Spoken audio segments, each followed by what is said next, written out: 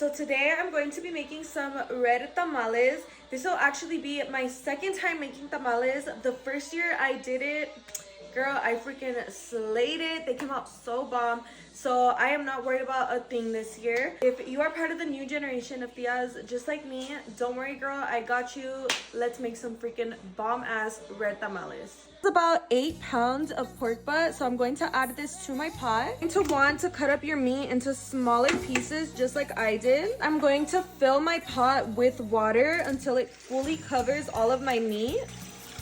So I'm going to add a whole head of garlic. I'm also going to add half of an onion. And then you're going to want to add some pepper, also some salt. I'm going to cover my pot and cook it on medium. I want to cook it for about 3 hours or until it's fully soft. Moving on for the sauce, I de-seeded and cleaned about 30 to 35 New Mexico chili pods. It honestly just kind of depends on how much you're making. I'm also going to add 6 chile ancho. I'm going to cover them with water and let them cook until they're fully soft. After about 30 minutes, you're going to want to remove all of this foamy stuff from the top of your meat. Once you remove all of that, you're gonna cover and continue cooking. So once all of my chilies are soft, I'm going to add them to my blender.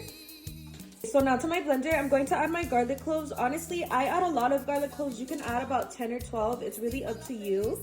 You're going to add a piece of onion. For my seasonings, I add salt and cumin.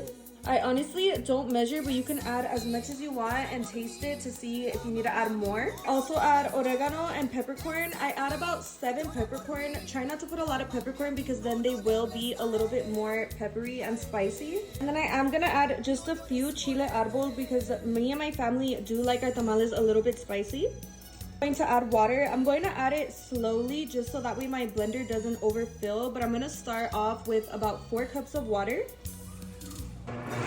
My sauce is still a little bit thick, so I am going to add a little bit more water. So to my pot, I'm going to add a little bit of lard to the bottom. We're gonna let that melt. Once my lard is all melted, I'm going to add my sauce to the pot and strain it. So I finished straining all of my sauce. This is how it should look. It shouldn't be too watery because if it is too watery, then it will leak out of your tamales once you're cooking them. And then I am going to save some of the sauce on the side. That way I can use it to pour into my masa. Like about this much. My meat is done, so now I'm going to take it out and shred it. So now that my meat is all shredded, I'm going to add my sauce into here.